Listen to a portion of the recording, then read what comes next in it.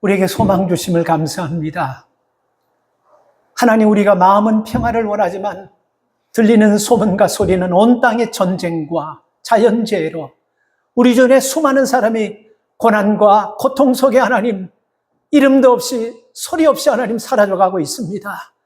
이런 가운데 하나님 우리를 택하시고 구원하여 주셔서 하나님 백성 삼으시고 내가 너와 함께 할 것이라는 도우심과 지킴의 약속의 말씀 주심을 감사합니다.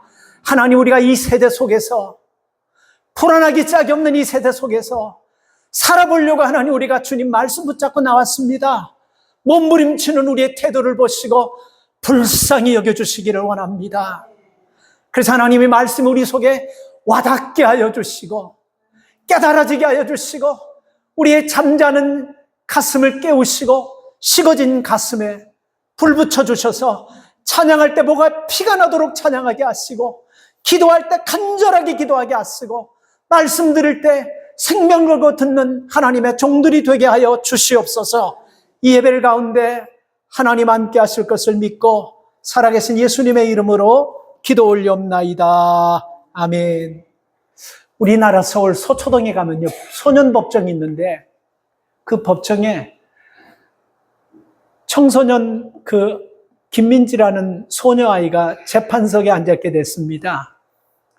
절도, 그리고 친구들에게 돈 뺏고 물건 훔치고 이 14가지 사건 때문에 구속될 수밖에 없는 청소년이지만 그 소녀는 구속될 수밖에 없는 그 상황 가운데 있는데 김기옥 부장판사라는 분이 가처분 결정 내려서 그러니까 구속시키지 않고 한 번의 기회를 줬습니다. 그러니까 본인도 너무 죄가 많고 그리고 그 방청객들도 가족들도 구속되겠지 다 생각했는데 전혀 구속되지 않는 그런 가처분 결정을 내렸어요. 이유는 한 가지입니다.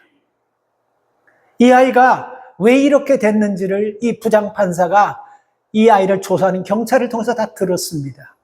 건강한 가정에서 밝게 자랐어요. 공부도 잘했어요.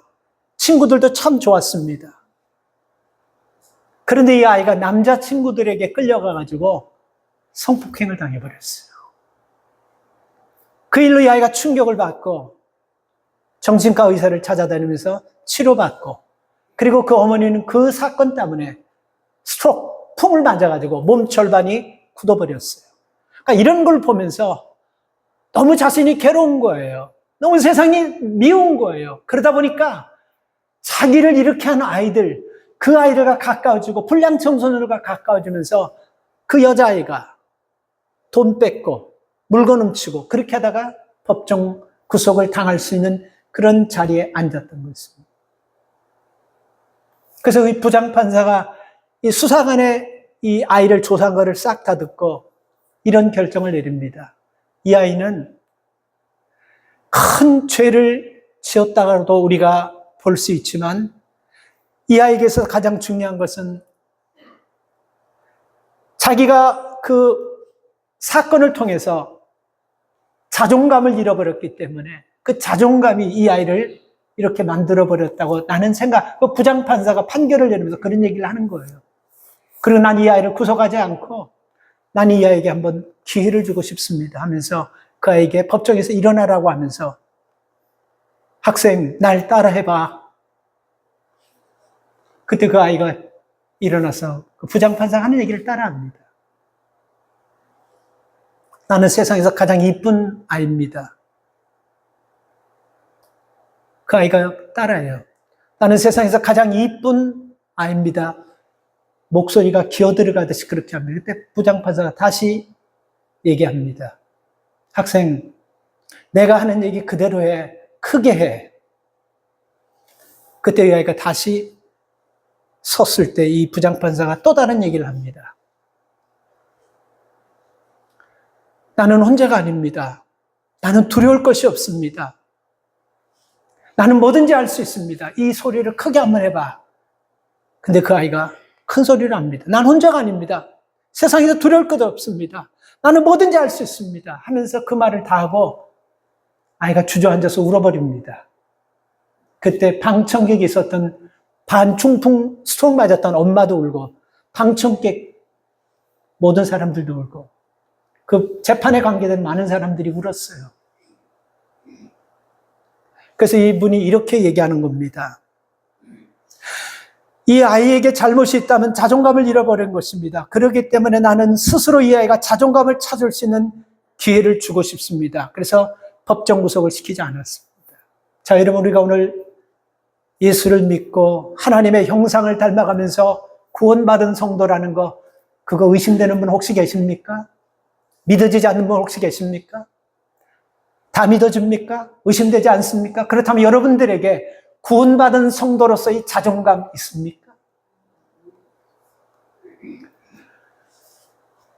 우리가 세상을 살아가면서 나보다 훨씬 앞서고, 나보다 더 행복하고, 나보다 더 많이 가지고, 나보다 더 잘 되는 사람, 여러분, 우리 주변에 많습니다. 우리가 그런 사람들 보면서 여러분, 뭔가 나도 여러분 저들처럼 체험받아야 되고, 뭔가 나도 저들처럼 가져야 되고, 뭔가 나도 저들처럼 많이 갖고 싶어하는 이런 마음은 여러분, 예수 믿고 구원받은 사람들의 자존감이 아니에요. 이건요. 전혀 그런 것과는 관계없는 것입니다. 우리가 여러분, 배고프면 음식 가지고 허기를 달래죠? 갈증 나면 물로 허기를 달래죠? 예수 믿는 성도는 영적인 갈증을 하나님 말씀으로 달래는 것입니다. 우리가 세상의 어떤 그런 것 가지고 갈증을 달래고 추구하는 사람들은요, 자존감을 잃어버리고 사는 사람과 똑같은 것입니다. 여러분, 우리가 예수 믿고 구원받은 성도들의 자존감이 있다고 한다면요, 세상 것으로 여러분 채우려고 하면 안 돼요. 우리가 배고플 때일수록 건강을 회복할 수 있는 좋은 찬스라고 합니다. 의사들이요. 그래서 아침, 점심, 시간 맞춰서 꼭꼭 먹지 말고, 배가 고플 때까지 참았다가 배가 고플 때 이왕 먹는 거 좀 비싸더라도 좋은 거 잡수세요. 의사들이 그렇게 얘기해요. 우리는 배가 고프면 그 배가 고픈 허기를 달리려고 정크푸드 가지고 그냥 대충 떼는데, 그러지 말라는 것입니다. 배가 고플수록 좋은 음식을 먹으라는 거예요. 우리 영적인 성도들이 그렇습니다. 영적으로 갈급할수록 아무거나 받아 먹어서는 안 돼요. 우리의 영혼을 채우는 것은 하나님 말씀밖에 없습니다. 그래서 여러분, 우리가 하나님의 말씀을 받고 그 말씀을 여러분 우리가 소화할 때 우리의 자존감도 회복되고, 자존감을 통해서 나타나는 능력 있는 그리스도인이 될 줄 믿습니다.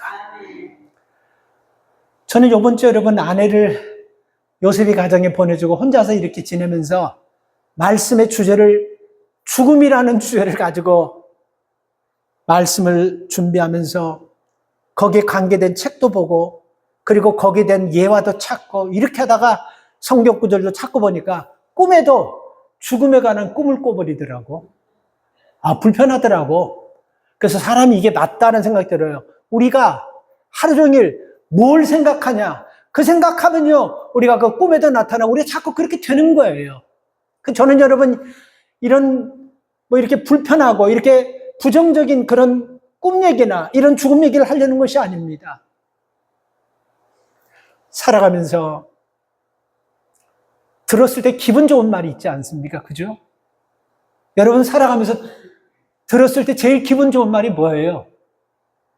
사람마다 다 다르겠지만 한 번만 내가 지명해서 할 테니까 그분 한번 얘기해 보시겠어요? 최원숙 감독이 고개 숙여버려. 다 나름대로 있을 거예요. 나는 이 얘기하면 이상하게 엔돌핀이 솟고 굉장히 기분 좋아요. 가진 것이 없어. 이 소리만 들으면 나는 왠지 자신이 있고 뭐든지 다 할 수 있을 것 같아. 그런 소리, 우리에게는 성향에 따라 다 다르지만 있어요. 좋은 소리. 그런데 다 김을 잡아 빼버리고 김새게 하는 소리가 있어요. 불편하게 하는 소리, 짜증나게 하는 소리, 아유 화가 그냥 치밀어 오는 소리, 이런 소리가 있어요. 무슨 소리입니까? 당신 죽어요. 당신 지금 죽어가고 있는 거 알아요? 당신 지금 죽을 거예요. 당신 죽음을 향해서 가고 있어요. 곧 죽어요. 이런 소리 들으면 아무리 인품 좋고 성품 좋은 사람도 알아요. 나도 이런 사람이 없어요. 불편해요. 더군다나 의사가 그 얘기하면요, 멘붕돼 버려요. 그리고 어떤 힘 있는 사람이 너 죽을 거야 그렇게 하면요, 우리가 기가 확 죽어버려요. 죽음이라는 얘기는 다 듣기 싫어요. 누구나가 다. 그런데 여러분, 이 말은요, 다 팩트예요. 사실이에요. 우리는 오늘도 여러분, 옷 쫙 빼입고 이렇게 저는 설교하기 위해서 아침도 먹고 열심히 여러분 해서 준비해서 하지만 이게 다 여러분들, 제가 죽어가는 과정이고, 그리고 여러분들에게 전하는 것도 여러분 들으면서 말씀대로 살아가는 것도 우리는 죽음을 향해서 가고 있다는 것입니다. 불편하게 생각하지 마세요. 너무 두려워하지 마세요. 그거 생각하면요, 죽음 생각하고 살면 지금 우리가 살아서 누리고 기쁘고 즐거워할 모든 것들 다 놓쳐버리게 되는 거예요. 당연히 죽는 거예요. 당연한 거예요. 그래서 여러분, 내가 죽는다는 마음을 가지고 조금 마음을 오픈해가지고 조금 더 이해해주고 조금 더 사랑해주고 조금 더 그 사람 입장에 서서 살아가다 보면 이게 구원받은 사람들의 자존감이 세워지고 구원받은 사람의 자존감의 능력을 통해서 하나님의 역사가 나타나는 것입니다. 죽음 얘기는 제가 얘기하는 것이 아니고 오늘 본문이 우리에게 얘기하고 있다는 것입니다. 의사가 여러분 딱 결정해 당신 죽게 될 것입니다. 굉장히 불안한 소리예요. 그런데 여러분, 의사가 얘기했다 해서 그 사람 100% 죽는 것이 아닙니다. 기적이 생길 수 있고 치료가 될 수 있고 기적적으로 살아난 사람도 있어요. 그렇죠? 그러나 성경이 딱 지명해서 너는 죽게 될 것이고 너는 죽었다라고 하면 성경은 애누리 없습니다. 1.1에게 오차 없어요. 근데 오늘 성경은요, 인간에 대해서 딱 정확하게 찝어서 얘기하는데 우리는 죽은 사람들이다라고 말씀하고 있다는 것입니다. 원래도 우리는 죽었던 사람이에요. 우리는 죽을 수밖에 없었던 거, 죽었던 사람이라는 것입니다. 성경이 이렇게 진단하고 있어요. 근데 문제는 여러분, 우리가요, 죽게 되면 그 뒤에 이 뒤처리가 여러분 참 복잡한 거예요. 예수 믿지 않는 사람은 죽으면 뭐 까짓거 뭐 흙으로 가고 혼은 무지구청 또 돌아다니면서 뭐 이렇게 이런 생각하는 거예요. 근데 우리가 예수 믿는 사람은 죽으면요, 하나님 앞에 서는 거예요. 이 말을 여러분 아주 식상한 말 같아도 가슴에 또 한 번 새기기를 부탁드립니다.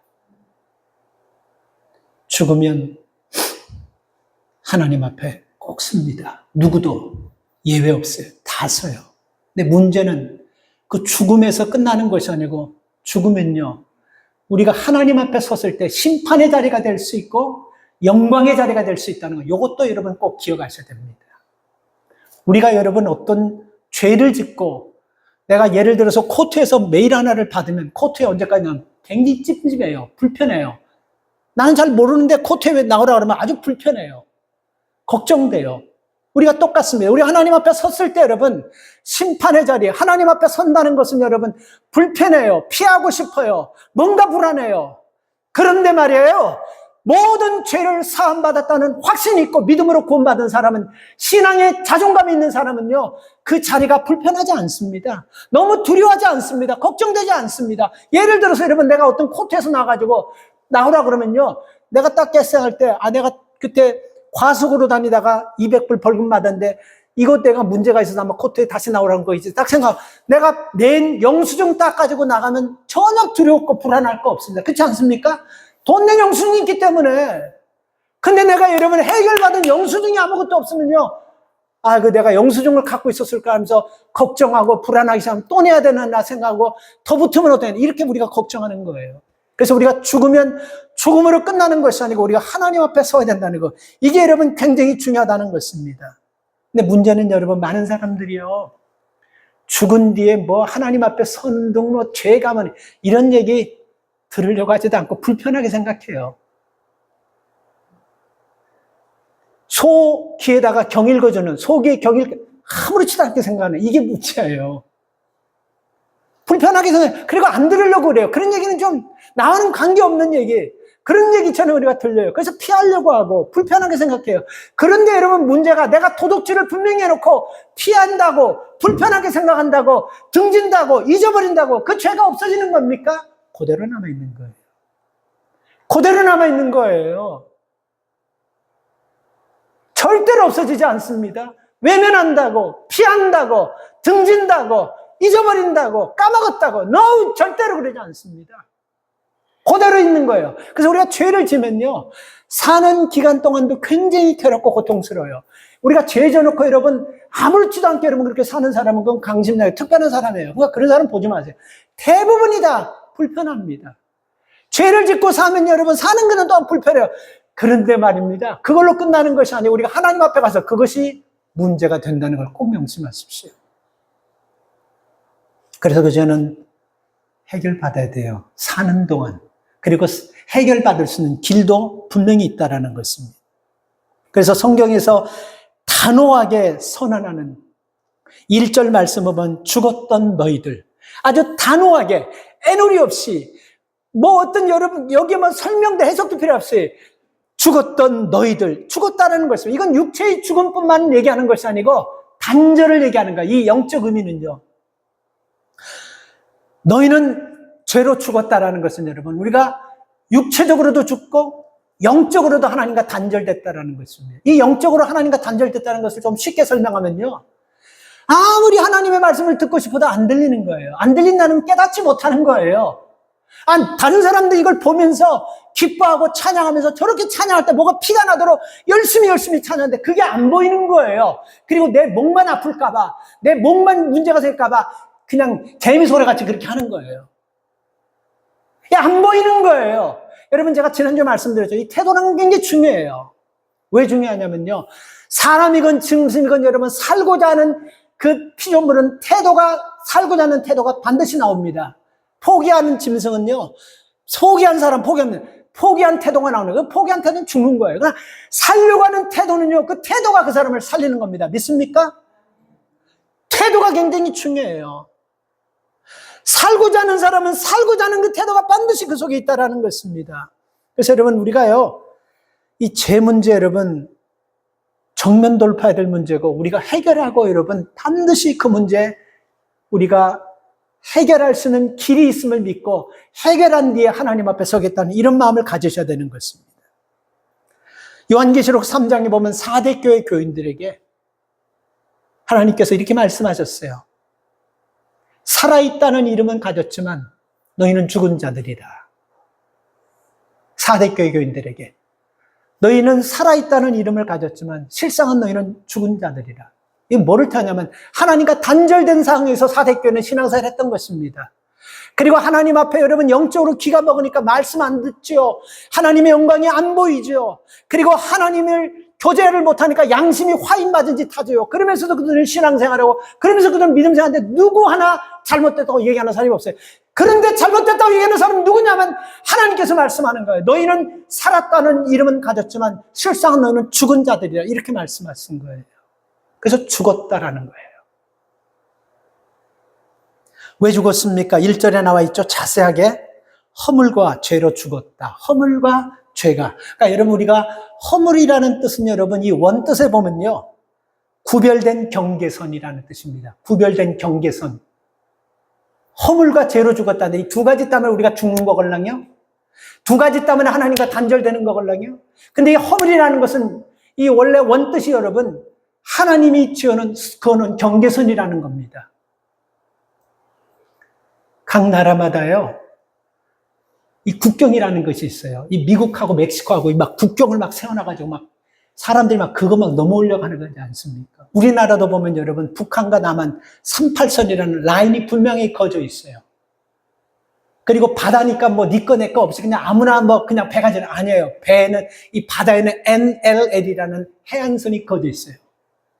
그리고 여러분 하늘에는요 뭐 그냥 공중이 뭐 니 거 아닙니다. 절대 카디지라는 라인이 있습니다. 이 모든 라인을 넘게 되면 전쟁이 일어나든지 심각한 위기를 초래하는 것입니다. 모든 라인을 넘으면 안 되는 거예요. 성경에도 라인이 있어요. 하나님께서 뚜렷하게 설명해 줄거진 것이 있습니다. 이게 뭐냐면 여러분, 이게 넘어서 안 되는 것이 뭐냐면 분명히 이것은 하나님께서 그렇게 살면 안 되고 그렇게 하면 죄고 그렇게 살지 말라고 여러 번 경고했는데도 불구하고 그걸 뽀듯하게 넘는 거예요. 그게 여러분 허물이에요. 바로 이런 허물 때문에 사람이 죽고 끝에 가서 비참해지는 거예요. 두 번째는 뭐라고 나와 있습니까? 허물과 뭐? 죄. 이 죄는 여러분 여러 번 설명했어요, 제가요. 하마르티아라는 뜻이라고 해서 이거는 관역에서 빗나가는 것입니다. 그러니까 하나님께로부터 빗나가는 거예요. 이건 뭐 그냥 정확하게 하나님이 아니고 비스듬하게 이게 다 빗나간 거예요. 바로 이것이 여러분 우리로 하여금 망하게 하고 이것이 바로 우리로 하여금 마지막 인생을 불행하게 만들어버리겠다는 것입니다. 그래서 허물과 죄가 하나님과 나를 단절시키는 것이고 허물과 죄가 인간과 인간을 단절시키게 된다는 것입니다. 그러면 단절되면 내 멋대로 그냥 편안하게 살면 좋지 그게 아니걸랑요. 단절되면 무슨 결과가 나오냐면 3절 말씀 보세요. 어떻게 되냐면요. 뭐라고 나와있습니까? 단절되면요. 전에 우리도 그 가운데서 우리 육체의 욕심을 따라 지내며 육체의 마음에 원하는 것을 하여 다른 이들과 같이 뭐라고 나와있습니까? 본질이 원래가 진노받을 자녀들이었다는 거예요. 근데 원래가 본질이 진노받아서 저주받을 수밖에 없는 인생인데 거기다가 허물과 죄 때문에 어떻게 된다는 것입니까? 죄의 삭은 로마서 6장 23절인가 거기 보면 죄의 삭은 사망이라고 나와요. 그래서 죄 지으면 죽게 되는 거예요. 죄 지으면 죽게 되는 거예요. 죄는 반드시 해결해야 되는 것입니다. 그리고 해결할 수 있는 길이 있습니다. 잘 들으세요. 굉장히 잘 들으십시오. 이거는 복음적인 오늘 설교입니다. 좀 딱딱하게 들리고 좀 식상해도 아주 잘 들으세요. 길이 있다라는 것입니다. 우리가 여러분 운전하다 보면 어느 날 고속버스 이렇게 95번 딱 타고 가다 보면 갑자기 트래픽 타임도 안 돼 확 막힐 때가 있어요. 그때는 가만히 보면 병목이나 병체 현상 아니면 대형 사고가 났을 때 확 막힙니다. 그렇죠? 사고가 나면 고속도로는 막혀버려요. 그리고 또 막힐 때가 있습니다. 언제냐면 이런 조그만 이런 차들이 여러분 갑자기 병목 현상과 병체 현상 갑자기 차가 한 엑싯에서 확 돌아버리면 차가 여러분 막히는 거예요. 우리가 살아가면서 말이에요. 이런 죄들이 우리를 막으면요. 우리 인생길은 막히게 될 수밖에 없는 거예요. 죄가 내 인생 앞에 들어오는데 길이 열린다는 것은 잘 들으세요. 이거는 하나님이 열어주신 길이 아니고 이거 사탄이 우리를 망하게 하기 위해서 끌고 가는 것이지 결코 좋은 길이 아님을 꼭 기억하십시오. 죄를 지었는데 길이 열렸다는 것은 그건 망하기 위해서 쇼컷으로 가는 길입니다. 그리고 이런 우리가 많은 잡다한 문제, 별것 아니라고 생각한 것들이 갑자기 확 몰려가지고 우리 인생을 꽉 막아버릴 때가 있어요. 그때도 여러분 우리는 죄 때문에 그런 것임을 깨달아야 돼요. 그래서 우리가 살아가면서 나이가 들면 들수록 항상 이런 생각, 이런 내 자신과의 싸움을 싸워야 돼요. 내가 나이가 들면 들수록 예수 믿으면서 자꾸 죄가 떨어져 나가고 죄를 조금씩 짓는 편입니까? 아니면 이놈은 나이가 들면 들수록 나이에 맞게끔 죄가 자꾸만 막 쌓아지고 막 그런 것 같아요. 어떤 것 같아요? 나이 드시면 한번 생각해 보세요. 나이가 들면 들수록 어떤 것 같아요? 죄가 자꾸 많아지는 것 같아요. 그리고 이 죄가 나이가 들면 들수록 자꾸 많아지는데 사는데 별 지장 없는 것 같아요. No. 언젠가는 그게 확 병체 현상이 돼서 내 인생을 꽉 막아버릴 수가 있다는 걸 기억하십시오. 우리 부모님 세대에 어떤 목사님 설교를 하면서 이 참 예화가 재밌어서 여러분에게 그대로 전할게요. 우리 부모님 세대에는 빨래할 때 대부분 다 빨래터에 나가서 동네 그 빨래하던데 동네 빨래터에 우물 같은 거 빨래하고 그랬지 않습니까? 그죠? 예, 그렇게 다 어른들은. 요즘은 그렇게 우물가 같은 데서 빨래하는 사람 보면 돈 사람이에요. 그런 사람도 없고 그럴 필요도 없는 거예요. 요즘은 집에서 그냥 자동 세탁기 넣으면 깨끗하게 그냥 물도 지가 알아서 그리고 거기다 린스도 딱 꼽아 놓으면 그냥 린스까지 다 깨끗하게 해요. 자, 그런데 한번 생각해 보세요. 우리가 여러분 생각할 때는 우리 어머니 세대에서 빨래터에 가서 빨래할 때가 더 힘들겠습니까? 아니면 요즘 세대처럼 집에서 그냥 앉아서 스위치 하나만 딱 틀면 빨래하는 게 더 힘들겠어요? 어떤 게 더 힘들 것 같습니까? 잘 한번 생각해 보세요. 어떤 게 더 힘들 것 같습니까? 그 목사님 말씀이요. 집에서 전자동 세탁기계로 빨래하는 것이 훨씬 더 힘든 세대가 되었다. 그래서 제가 그 말씀을 잘 들어봤어요. 왜 그러냐면 그 당시 우리 어머니 세대 때는 옷이 그렇게 많지 않았잖아요. 그렇죠? 뭐가 그렇게 많지 않아. 그래서 맨날 이렇게 빨래하고 그러잖아요. 못 와가지고 일주일에 한 번, 며칠에 한 번, 몇 주, 이렇게 여러분 빠는데 요즘은요, 매일 돌려도 산더미같이 쌓이는 거야. 옷이 너무너무 많아져 버렸어. 문제는 여러분, 옷 빨고 나가지고 문제잖아요. 그죠? 옷 빨아가지고 털어서 말려야 되지. 이러면 또 털어가지고 말린 걸 또 끄집고 와가지고 또 하나씩 개야 되지. 반츠는 반츠대로, 남는 건 남대로, 양발은 양발대로, 걷은 거, 이렇게 다 이게 분리해가지고, 그게 끝납니까? 거기에 또 서랍에다가 다 해놔야 되지. 이게 힘들다는 거예요. 옷이 너무 많아져 버리니까 이 과정이 너무 힘든 거예요.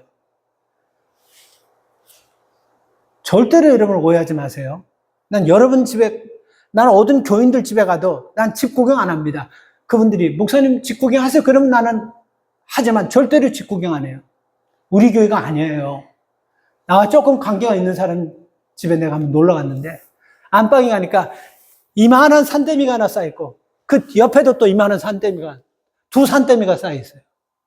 그 저기 뭔가 했더니, 매일같이 애들이 하루에 서너 번씩 벗으니까, 빠르기는 빠른데 기계로 감당을 못하는 거야. 드라이기 놓고 말리면 그냥 무조건 거기다 쏟아버리면 산더미 지들이 다 찾아서 반츠는 반츠, 난닝은 난닝, 론닝은 거기다 다 쟤들이 찾아서 그냥 그게 습관이 된 거야. 그리고 나서 그 옆에다가 또 한 산덩어리는 뭐냐면 빨 거를 그쪽에다 이제 집어넣고 그냥 옷을 찾아 입는 거예요. 내가 옛날에 어떤 기숙사 들어갔는데 난 쇼크 받는 줄. 침대고 밑에다가 뭐 옷이 그냥 한 개 이제 꺼내보니까 전부 다 꾸룩내라고 빨 걸고 다 꽉꽉꽉 그냥 해놓은 거야. 그냥 이게 너무 빨래가 많으니까 이게 감당치 못하는 거예요. 여러분, 우리 죄도 그렇습니다. 이게 죄가 많아지죠. 나중에 감당하지 못하는 거예요. 하나씩 여러분 우리가 빨고 깨끗하게 해서 할 때 여러분 딱딱 해가지고 정리하면 정리가 쉬운데 산더미같이 싸다 놓고 그러면요, 이게 컨트롤 안 돼. 집이 왜 이렇게 멋있다 할지라도 그 집에 들어가서 그 방에다가 두 산더미 보면 탄식이 나와요. 탄식이. 그게 빨래가 너무 많아 보여서 그런 거예요. 우리 죄가 많아지면 이런 현상이 나올 수 있다는 꼭 기억하시기 바랍니다. 그래서 여러분, 살면서 죄가 점점 더 많아지고 있다는 것을 좀 아셔야 돼요. 그리고 이 죄를 우습게 여기지 않아야 된다는 것입니다. 두 번째는 여러분, 죄의 허물로 인해서 영적으로 죽은 사람들이 어떤 모습으로 살아가는지 우리가 그 사람들의 타입을 한번 보려고 해요. 2절 말씀을 보면 여러분, 행한다. 그 가운데 행하여라는 말이 있습니다. 이 행한다를 원뜻은 여러분, 전혀 양심의 가책도 느끼지 않고 산다는 말입니다. 그러니까 여러분 보세요. 허물과 죄로 죽었던 사람들이 2절 말씀하면 행하여라고 하는데 그들이 여러분 허물과 죄로 죽은 사람 무슨 기준이 있겠어요? 하나님 무서워하겠어요? 아무런 기준도 없고 하나님 두려워하지 않고 양심에 가책되는 대로 자기 생각나는 대로 자기 즉흥적으로 소견대로 그냥 막 살아버리는 거예요. 그러면 어떤 일이 일어나겠습니까? 희한한 일들이 일어나는 거예요. 그래서 그것을 여러분 2절과 3절에 보면요, 세 가지로 정리했습니다. 그 2절 말씀을 보면요, 이 세상 풍습을 쫓았고 공중 권세 잡은 자를 따랐고 3절 육체 욕심을 따라잡니다. 이게 세 가지입니다. 그러니까 허물과 죄로 죽었던 사람은요, 더 이상도 더 이하도 아니고 세 가지예요. 공중 권세 따라다니게 됩니다. 잘 들으세요. 그리고 여러분 육체를 따라다니게 됩니다. 세상 풍습을 따라다니는, 이 육체를 따라다니는, 욕심을 따라다니는 거예요. 세상 풍습을 따라다니는, 세상 흐름을 따라다닌다는 것입니다. 여기서 여러분 우리가 먼저 공중 권세를 따라다닌다, 쫓아다닌다. 이 말은 여러분 우리가 굉장히 지금 우리 시대에 아주 우리가 경계하고 조심해야 될 말씀입니다. 공중 권세라는 것은 여러분 그 영어 성경에도 보니까요, The Prince of the Power of the Air 이렇게 나와 있어요. 공중 권세를 잡은 자. 그러니까 여러분 우리가 볼 때는요, 이 하늘에 누가 이 하늘을 잡고 있는 자가 있나 생각하지만 이 공중 권세를 하나님이 아닌 누군가 공중 권세를 잡은 자가 있다는 거 섬찟하지 않습니까? 이해가 잘 안 되면 이렇게 하면 여러분 이해될 겁니다. 인터넷, 컴퓨터, 채널이 몇백 개씩 지금 있는 거 아세요? 우리 집에 테레비가 지금 오래전부터 없어가지고 잘 모르는데 어떤 집에 가면 테레비 채널이 몇십 개가, 백여 개가 다다른 정도가 있어요. 그게 다 나온지 안 나온지도 모르겠습니다. 근데 여러분 이거 가만히 보세요. 인터넷, 컴퓨터, 테레비 이게 공중 권세를 잡고 있는 자라는 거 아십니까? 그래서 영어 성경에 보면요. of the air라고 나와 있어요. 공중, 하늘의 권세를 잡고 있는 그 공중에서 그래서 우리는 여러분 이 매스미디어 방송을 갖다가 뭐라 그래요? 공중파라고 해요. 이거 여러분 우리가 쉽게 우습게 생각하면 안 돼요.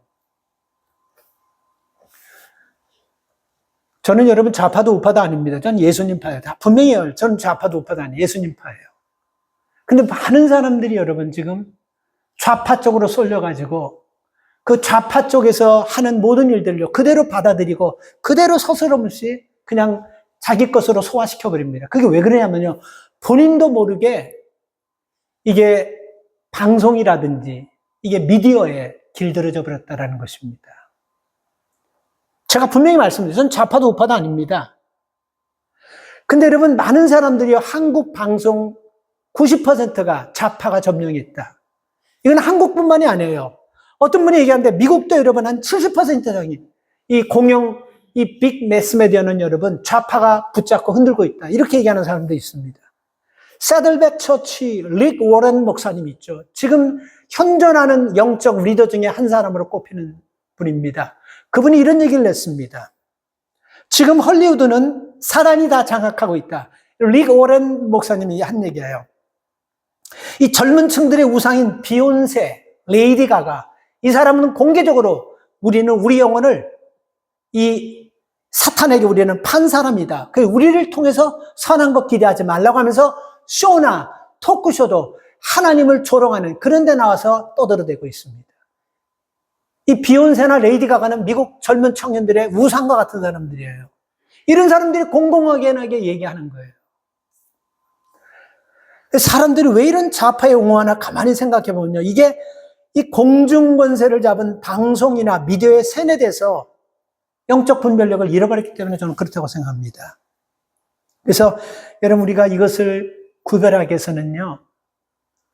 지금 우리가 예수 믿기 전에 공중 권세를 쫓아다니면서 살았던 그런 세상의 주류 언론 이런 것들 무슨 연속극이나 드라마나 이런 것에 여러분 우리가 우리 마음을 빼앗기면 안 되는 거예요.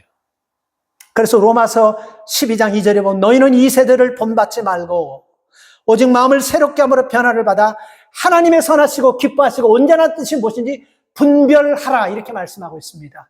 이 세대를 본받지 말라고 말씀한 거예요.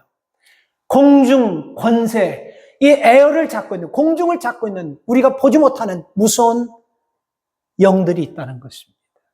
그래서 이런 거를 여러분 우리가 불신자들에게 물어보면 몰라요. 믿으려고 하지도 않아요. 들으려고 하지도 않습니다. 근데 적어도 우리가 예수 믿는 사람들은 오늘 성경이 이렇게 얘기하는 거예요. 우리가 예수 믿기 전에 우리는 공중 권세 잡은 자를 쫓아 살았다고 이렇게 얘기하고 있습니다. 성경의 우리에게 말씀하고 두 번째 여러분 우리가 뭐에 쫓아 사냐면요. 세상 풍속에 쫓아 산다고 얘기하고 있습니다. 자, 세상 돌아가는 풍속을 한번 잘 보세요. 이 세상 풍속, 세상 흐름, 이 세상의 바람 뒤에는 뭐가 있냐면요. 여러분이 잘 아는 세 가지가 버티고 있어요. 육신의 정욕, 안목의 정욕, 이생의 자랑. 이게 여러분 떡 버티고 있습니다. 그래서 우리 개인도 그렇고 단체도 그렇고 모든 인생들이 다 여기에다 지배를 당한다는 거예요. 그래서 이게 뭡니까? 이 현대 세상 풍류에서 세상 바람이 가장 중요하게 생각하는 것이 뭐라고 생각합니까, 여러분요? 윤리, 도덕, 양심, 순결, 정직, 겸손 이거예요? 지금 세상 흐름은요? 아니에요. 딱 한마디로 얘기하면 돈입니다. 돈. 돈이면 다 통해버리는 거예요. 돈이면 다 되는 거예요. 이게 세상에 여러분 지금 풍류인 것입니다. 인격, 성품보다 외모, 학벌이 더 여러분 중요시하는 시대가 되었습니다. 제가 다닐 때 여러분 그런 일이 있어요. 그래서 이게 제가 옛날에 그 친구라는 영화를 한번 봤는데 우리 시대하고 비슷한 것이 있더라고. 우리 때는요. 우리 때라 그러면 조금 미안하지만 저보다 더 연세 드신 분들이 많아요. 여러분 때도 아마 그래요. 학교에서도 여러분 공부 잘하는 아이는 공부 잘하는 거 하나 때문에 어지간하면 다 열애시켜줬어요. 동의 안 하는 거 여러분 그런 거 못 본 것 같네요. 나는 그런 걸 좀 봤어요. 얘는 공부를 잘하니 뭐든지 다 열애해요. 그래서 여러분 체육 시간에도 이 공부 잘하는 애들이 힘들어요. 좀 머리가 아파요. 그러면 야, 좀 쉬어라. 너 공부하는데 지장된다. 선생님들이 그렇게 해놓고 조금 이렇게 말 안 듣고 까불까불하는 애들이 체육 시간에 진짜 머리가 아파서 나 머리가 아파서 못 듣니 여기 이렇게 자꾸 너가 아버지 뭐하냐. 거기서 너가 아버지가 왜 나옵니까? 애가 아파가지고 진짜 근데 너가 아버지 뭐하냐 하면서 그 무식한 선생님들이 계셨어요. 때로. 아버지가 거기서 왜 나와요? 왜 나와요? 이게 세상 풍류예요. 외모 보고 공부 잘하면 다 통과되는 거예요. 양심, 도덕 그런 건 생각지도 않은 거예요. 그냥 수단과 방법을 가리지 않고 많이 쥐고 많이 벌고 많이 갖고 누가 더 노후 대책을 빵빵하게 세우냐. 이게 세상 흐름이에요. 우리가 예수 믿기 전에 이 흐름이 우리를 끌고 갔다는 것입니다. 우리가 이 흐름을 따라갔다는 것입니다. 인정 안 하십니까, 여러분? 믿어지지 않습니까, 이게요? 그래서 여러분, 우리의 삶 가운데 세상 풍습을 쫓고 살아가는 그런 삶을 예수 믿기 전에 사는데 문제는요, 예수 믿고도 이 세상 흐름에, 세상 풍류에 따라가고 있다라는 것. 더 위험한 것은 그러면서도 내가 이 세상 풍류에 끌려가고 따라가고 있는 것을 알지 못한다는 것. 이게 두 번째입니다. 예수 믿기 전에 첫 번째가 뭐라고요? 공중곳에 쫓아다녔고, 두 번째 세상의 풍류 쫓아다녔고, 두 번째, 세 번째가 뭡니까? 욕심의 3절. 욕심에 쫓아다니는 거. 욕심에 따른다. 쫓아다니는 거예요. 한마디로 얘기하면 여러분, 현대인들이요, 욕심 하나에는 없어요. 내가 가질 수 있으면요, 다른 사람 거를 빼앗아라도 내 거 채우면 되는 거예요. 욕심. 그놈의 욕심 때문에. 그 끝이 어떻게 되든 간에 무조건 많이 갖고, 무조건 많이 바꿔보는 것입니다. 그래서 여러분, 아무리 우리가 경건한 훈련을 갖고, 아무리 여러분 우리가 경건한 세상 속에 살아간다 할지라도, 하나님 말씀을 통해서 내 자신을 절제할 수 있는 능력이 없으면요, 욕심에 쉽게 넘어져 버려요. 욕심 우습게 보지 마세요. 아주 쉽게 넘어집니다. 여러분, 우리가 잘 아는 출애굽기 보면요, 이스라엘 백성들이 여리고 성을 점령했잖아요. 큰 성을, 그죠? 그 큰 성, 이스라엘 백성들이 논리적으로, 상황적으로 아무리 계산해도 절대로 그 성을 점령할 수 없는 그 성을 점령했어요. 무엇으로? 하나님의 은혜로. 그리고 두 번째 싸움이 뭐였죠? 아주 작은 아이성이었습니다. 근데 그 성에서 여러분 이스라엘 백성이 그 큰 여리고 성을 점령하고도 그 아이성에서 패배한 이유가 뭐죠? 100명이 죄를 지어가지고 1000명이 죄를 지어가지고 10,000명이 죄를 지어서 아니에요. 딱 한 사람 아간이 그만 덩어리 먹고 탐심 때문에 죄를 지어가지고 전쟁에서 패배합니다. 그래서 아까 여러분 우리가 이 탐욕이라는 그 의미의 뜻은 여러분 뭐냐면요, 우리가 1절 말씀 뭐 때문에 우리가 죽었다 그랬죠? 허물과 죄죠. 이 허물하고 탐욕은 같은 의미입니다. 하나님께서 선을 그어놨는데 탐욕은요, 하나님이 선을 그어놓은 사람을 넘는 것, 이게 여러분 탐욕이라는 뜻이 있어요. 하나님은 이스라엘 백성들에게 젖과 꿀이 흐르는 땅을 줬어요. 그리고 선을 하나를 선명히 껐어요. 너희들이 가나안 땅에 들어가서 젖과 꿀이 흐르는 땅에 들어가서 너희들이 마음대로 먹고 살지만 너희들이 가나안 문화, 가나안 우상은 절대로 만지도 거들도 보지 말고 쳐다도 보지 말라고 굵은 선을 하나를 쭉 쳐놔버렸습니다. 그건 무슨 말씀입니까? 그 선 안에 있으면 하나님이 어떤 가운데 있다 할지라도 지키시고 보호하신다는 말씀이에요. 근데 그 선을 넘으면 어떻게 됩니까? 우리가 이방 민족을 통해서 이 백성들이 비참해지고 고통받게 된다고 분명히 경고하시고 워닝 주시고 사인 줬어요. 그럼에도 그 선 넘어가 버리잖아요. 욕심의 선, 이게 어딘가는 사람 아니면요 못 버팁니다. 아간이 왜 넘어갔습니까? 그 한 사람 때문에, 그 전쟁에서 패배했어요. 그 금덩어리 하나 때문에 그 라인을 넘어버린 거예요. 왜 아담과 하와가 우리 후손들에까지 이렇게 비참한 죄와 저주와 죽음과 사망과 고통과 아픔을 왜 줬습니까? 분명히 하나님께서 에덴 동산에 선악과 앞에다가 굵은 선을 쫙 꺼놔서 여기는 넘어가지 말고 손대지도 말라. 그걸 넘어가서 먹는 순간 모든 인류에게는 그야말로 여러분 댐이 쏟아지면서 물이 확 뚫어버리듯이 죄가 그냥 뚫어버려가지고 전부 다 죄에 쌓여버린 것입니다. 그래서 고통받을 수밖에 없고 슬퍼할 수밖에 없고 아파할 수밖에 없고 억울한 일, 슬픈 일, 상처받는 일이 막 생기는 것입니다. 하나님께서는 우리에게 선을 굵게 쳐놨어요. 그 선 넘으면 안 돼요. 우리가 여러분 아프고 힘들고 어려운 상황 가운데 있다면 여러분 하나님 우리에게 치우는 그 선을 여러분 우리가 넘지 않았나 우리가 생각해요. 그래서 예수 믿기 전에 이 세 가지를 따랐다는 것 꼭 기억하십시오. 공중권세 잡은 자 따랐고 세상의 풍류 따랐고 욕심 따랐다는 것. 자, 여러분 지금도 이거 따른다면요 우리가 문제는 죽어서 끝나는 것이 아니라 죽어서 심판대 앞에서도 아주 복잡하고 불편해지고 아주 두려운 일들이 생긴다는 거 꼭 명심하세요. 자, 결론입니다. 이런 상태에서 여러분 하나님은 우리를 포기하지 않으시고 우리를 구원해 주셨다는 거예요. 이렇게 여러분 허물과 죄로 죽을 수밖에 없고 저주받을 수밖에 없고 이렇게 비참하게 불행하게 끝날 수밖에 없는 인생들을요 하나님께서 예수 그리스도를 보내가지고 구원해 주시고 살려주셨다고 오늘 5절과 6절에서 분명히 얘기하고 있습니다. 5절과 6절은 그 말씀이에요. 이렇게 여러분 끝이 불행해지고 초라해질 수밖에 없는 저주받을 수밖에 없는 인생을 5절과 6절에서 살려주셨다라고 회복시켜주셨다고 그리스도께서 이렇게 말씀하고 있는 것입니다. 그 이유가 뭡니까? 7절 말씀 보세요. 그 이유가 7절에 나와 있어요. 이는 그리스도 예수 안에서 우리에게 자비하심으로써 그 은혜의 지극히 풍성함을 오는 여러 세대에게 드러내려 하기 위해서. 이 뭡니까? 왜 그런 가운데 죄와 허물 가운데 있는 저주받고 죽을 수밖에 없는 인생을 왜 살려줬다고 이야기하고 있습니까? 왜 여러분 5절 말씀에서 허물로 죽은 우리를 그리스도께서 살리셨고 또 6절에 보면 그리스도 안에서 함께 하늘에 앉으시고 왜 이렇게 하셨다라는 것입니까? 7절 그렇게 나와 있지 않습니까? 7절에서 은혜의 지극히 풍성함을 오는 여러 세대에 나타내 한마디로 얘기하면요 하나님의 은혜를 다음 세대에게 보여주고 드러내게 하기 위해서 이걸 조금 쉽게 직역하면 복음 전하기 위해서. 지금 여러분 이스라엘과 예멘 그리고 또 뭐 이런 여러 나라들과 막 지금 막 짬뽕이 돼가지고 이스라엘이 큰 전쟁이 지금 치를 판이에요. 근데 예멘이라는 나라 여러분 그 나라라기보다도 여러분 그 이슬람 아주 강력한 이슬람 집단인데 여러분 나라라기보다도 그래도 뭐 나라라고 하니까 나라라고 할 수밖에. 근데 그 예멘의 2013년에 여러분 그 예멘에서 기독교 병원인데 기독교 단체에서 세워진 병원에 테러 공격을 당했습니다.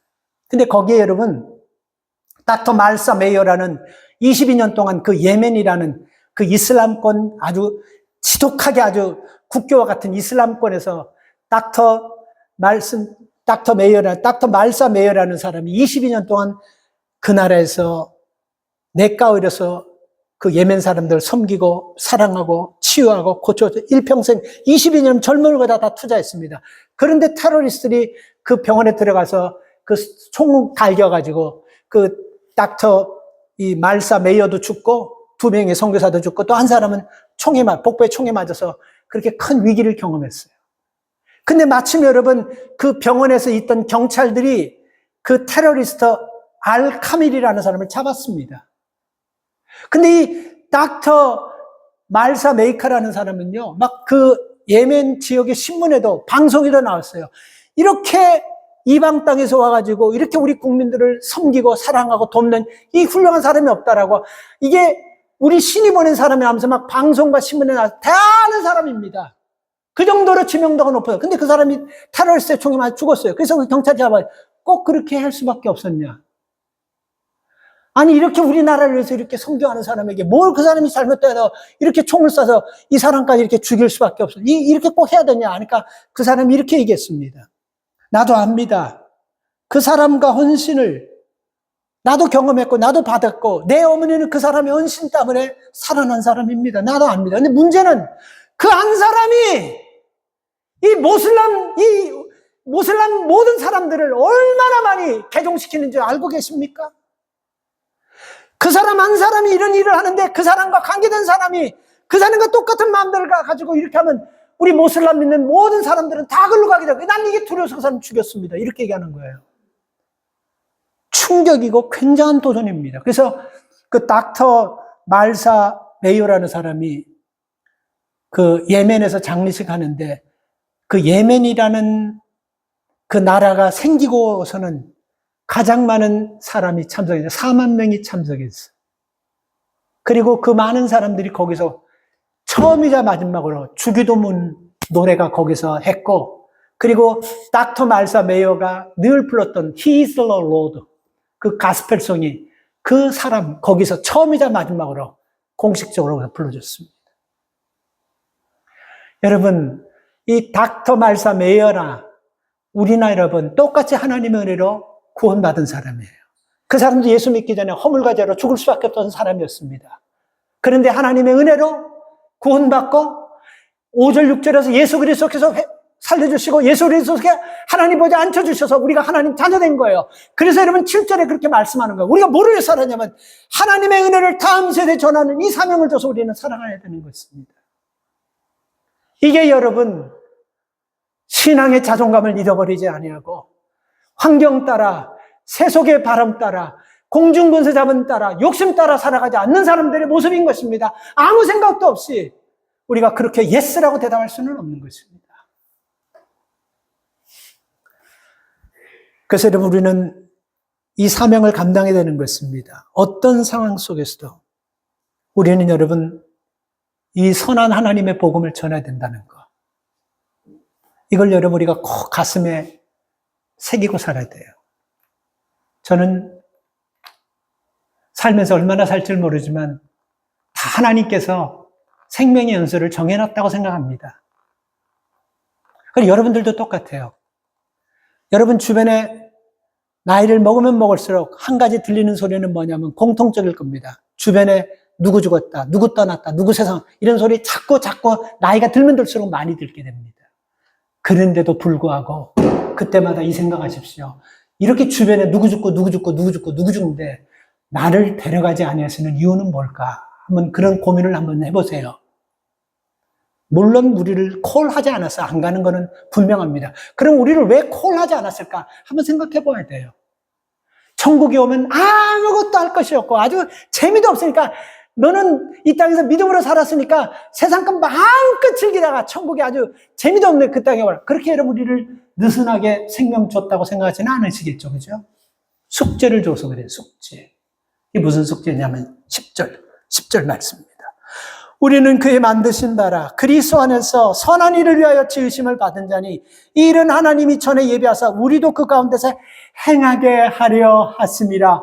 선한 일을 이 땅에서 행하기 위해서 아직 우리 생명을 콜하지 않으시고 불러주셔 숙제 주신 거예요. 선한 일을 행하는 숙제를 줬어요. 믿습니까? 선한 일은 뭡니까?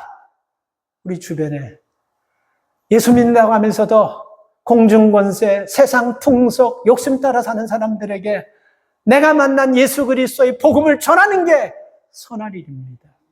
복음 전할 때 말이에요. 조심해야 될 것이 뭐냐면 복음은 입으로 전하지 마세요. 인격으로 전해야 됩니다. 몇 년 전인 걸로 알고 있어요.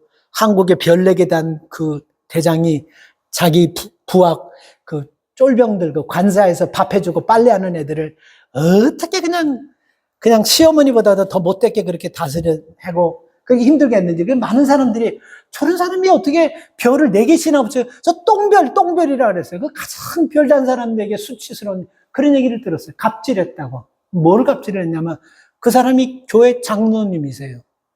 이 별 4개 다신 분이. 뭔 별인지 모르겠지만.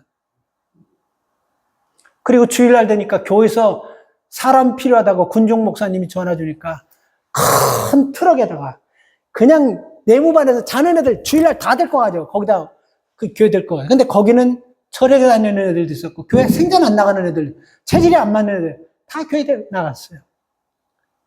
그래서 거기 꽉 수북하게 앉아놓고 전도했다고 생각하면 입으로 한 사람 전도해놓고 인격으로 100명, 1000명, 10,000명 다 문 닫아버리는 거예요. 여러분, 오늘 10절 말씀에서 우리가 어떻게 하라고 얘기하고 있습니까? 선하게, 선한 마음으로, 조금 손해보더라도 선한 마음으로 우리 이렇게 살다가 보면요, 믿으십시오. 그 앞에 심판이 있든지 먼 심판이 있든지 불편하고 부담 자리가 아니고 우리는 승리의 자리로 반드시 변화될 줄 믿습니다. 한 주간 이 은혜를 사모하며 이 말씀을 묵상하면서 승리하는 여러분 되시기를 주님의 이름으로 축원합니다. 하나님 은혜를 감사합니다. 성경은 우리 모두가 죄로 말미암아 죽었다라고 얘기하고 있습니다. 허물 때문에 죽은 자들입니다. 예수 믿지 않기 전에 그래서 우리는 세상 공중권세 쫓아다녔고 세상 바람 부는 대로 쫓아다녔고 내 욕심만 차면 뭐든지 했던 그런 쫓아다니는 삶을 살았습니다. 그런데 예수 믿고 구원받고 나서 이제는 그리스도께서 우리를 부활시켜 주셨고 새 생명 주셨고 하나님의 보좌에 앉혔다고 성경 5절과 6절은 말씀하고 있습니다. 그들에게 우리에게 주신 사명은 뭡니까? 7절과 10절에서 하나님 우리가 복음을 전하고 앞으로 올 세대 속에 선한 마음으로 하나님을 전하기 위해서 하나님 우리에게 생명 연장해 주신 것임을 깨닫게 하여 주시옵소서. 그래서 이 일하면서 살다가 주님 부르실 때 주님 앞에 당당하게 설 수 있는 믿음의 종들이 되게 하여 주시옵소서. 예수님의 이름으로 축복하며 기도 올리옵나이다. 아멘. 찬송가